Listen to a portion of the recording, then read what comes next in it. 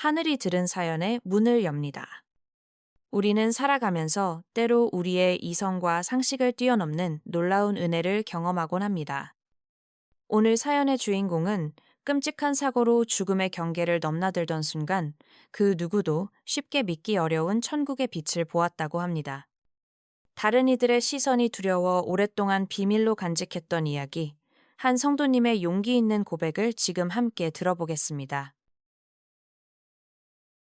저는 경기도 외곽, 인적이 드문 길가에서 작은 화원을 운영하며 홀로 살아가는 60대 초반의 여성입니다.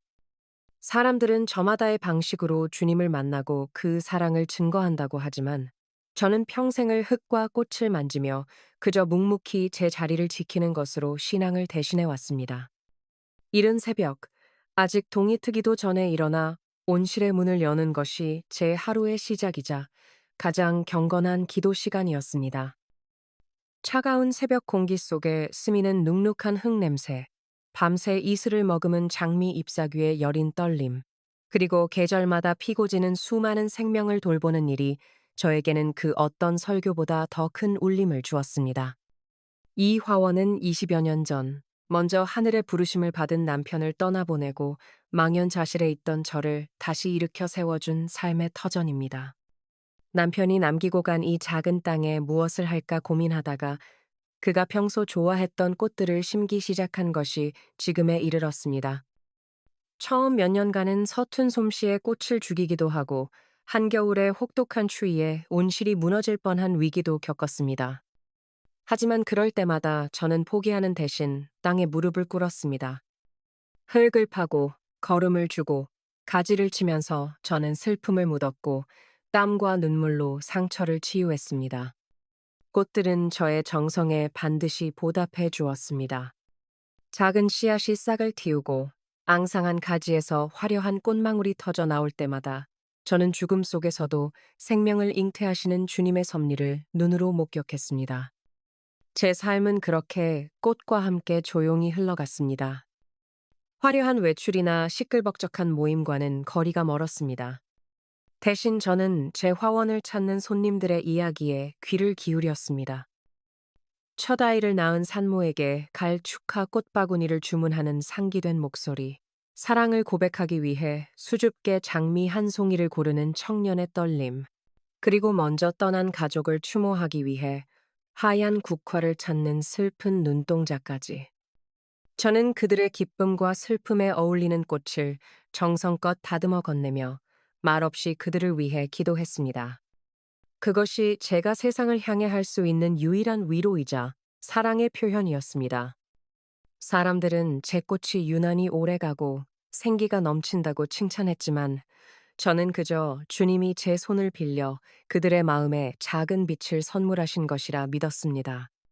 그렇게 평범하고 또 평온한 날들이 영원히 계속될 줄로만 알았습니다.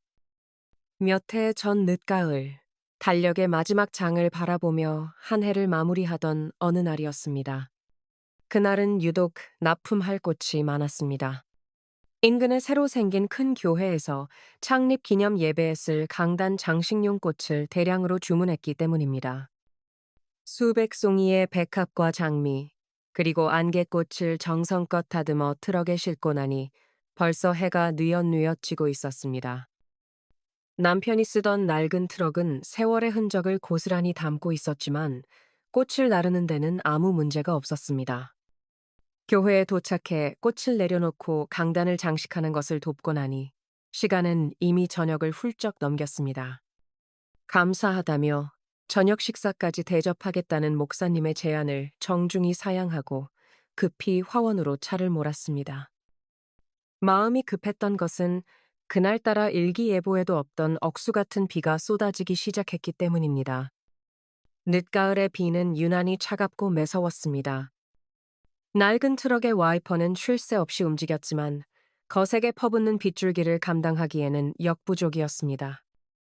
국도를 따라 화원으로 돌아오는 길은 가로등도 거의 없는 어둡고 외진 길이었습니다. 라디오에서는 알아들을 수 없는 잡음만 흘러나왔고 저는 시끄러운 빗소리와 덜덜거리는 트럭의 엔진 소리 속에서 오직 전방의 희미한 불빛에만 의지해 운전대를 꽉 잡고 있었습니다. 시간은 밤 9시를 넘어가고 있었습니다. 속도를 줄이고 최대한 조심했지만 칠흑 같은 어둠 속에서 빗물에 잠긴 도로의 상태를 파악하기는 어려웠습니다. 속으로 주기도문을 외우며 어서 이 끔찍한 빗길이 끝나기만을 바랐습니다. 그때였습니다. 급격한 곡선 구간에 접어드는 순간 제 의지와는 상관없이 차가 통제 불능의 상태에 빠졌습니다. 빗물에 타이어가 헛돌기 시작한 것입니다. 저는 비명을 지를 새도 없이 핸들을 돌리려 애썼지만 낡은 트럭은 이미 거대한 웅덩이 위에서 미끄러지고 있었습니다. 그리고 바로 그 찰나 반대편 차선에서 저보다 훨씬 거대하고 육중한 트럭이 눈을 멀게 할 듯한 헤드라이트 불빛을 번쩍이며 달려오고 있었습니다. 피할 시간도 피할 공간도 없었습니다. 거대한 쇠와 쇠가 부딪히는 굉음, 유리가 산산조각, 나는 날카로운 파열음과 함께 제 몸은 마치 종잇장처럼 구겨지는 차체에 갇혔습니다. 숨이 막히는 압력과 온몸의 뼈가 부서지는 듯한 끔찍한 고통이 저를 덮쳤습니다. 머리에서 뜨거운 것이 흘러내리는 감각, 그리고 차가운 빗물이 깨진 창문으로 밀려들어와 제 몸을 잠식하는 느낌이 마지막이었습니다. 저는 제발 이 고통이 멈추기만을 바라며 의식의 끈을 놓아버렸습니다. 정신이 아득해졌습니다. 그리고 놀랍게도 그토록 저를 짓누르던 모든 고통이 거짓말처럼 정말 눈 녹듯이 사라졌습니다.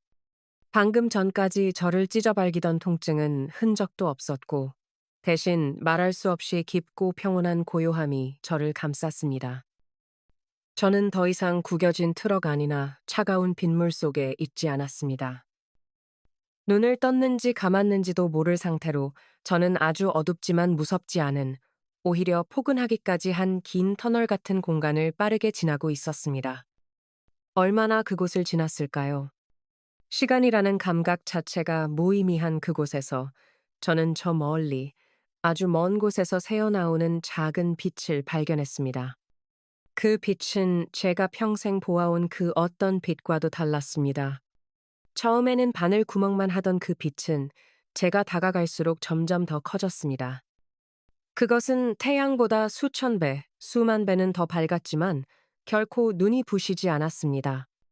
오히려 그 빛은 따뜻한 온기를 가지고 있었고 저의 존재 전체를 꿰뚫어 보는 듯 했습니다.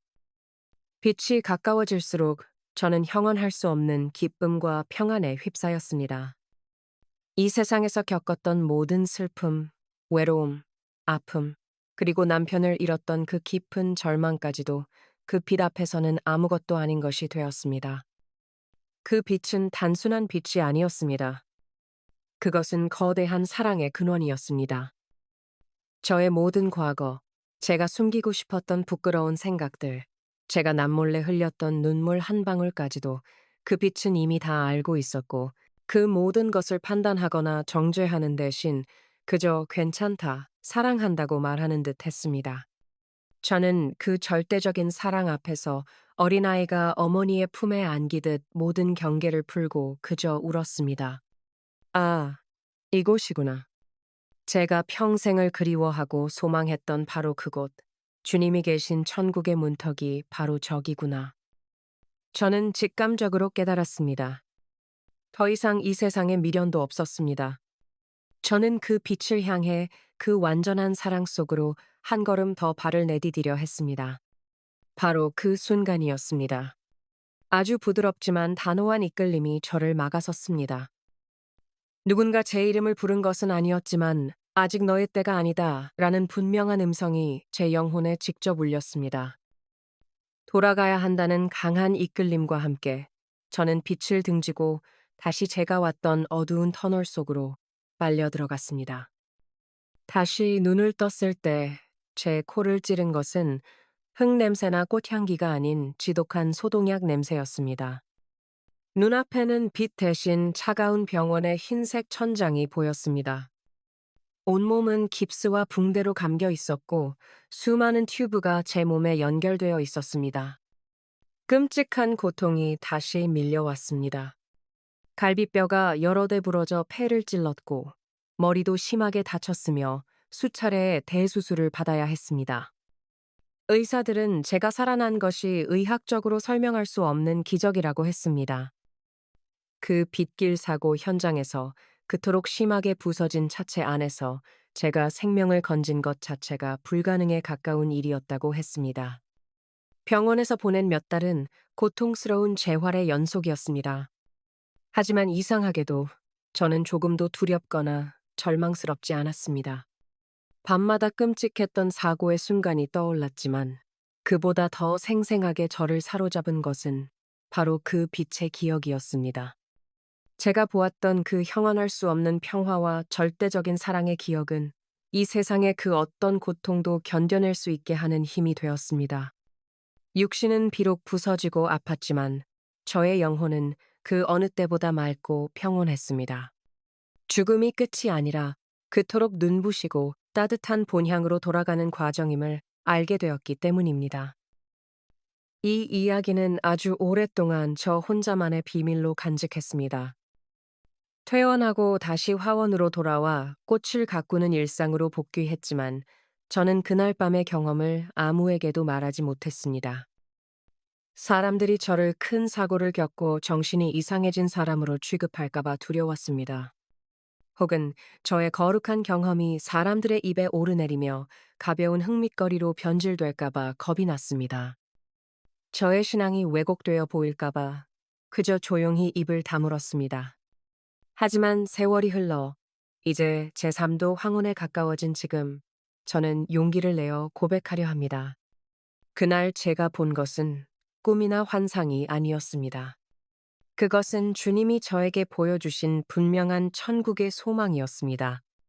주님은 분명히 살아계시며 우리를 위해 가장 완벽하고 평온한 안식처를 마련해 두셨습니다. 그날 제가 본 그 빛은 저의 남은 생을 이끄는 가장 크고 확실한 소망이 되었습니다. 그리고 지금 이 순간 죽음을 두려워하거나 삶에 지친 누군가에게 저의 이야기가 작은 위로와 빛이 되기를 간절히 기도합니다.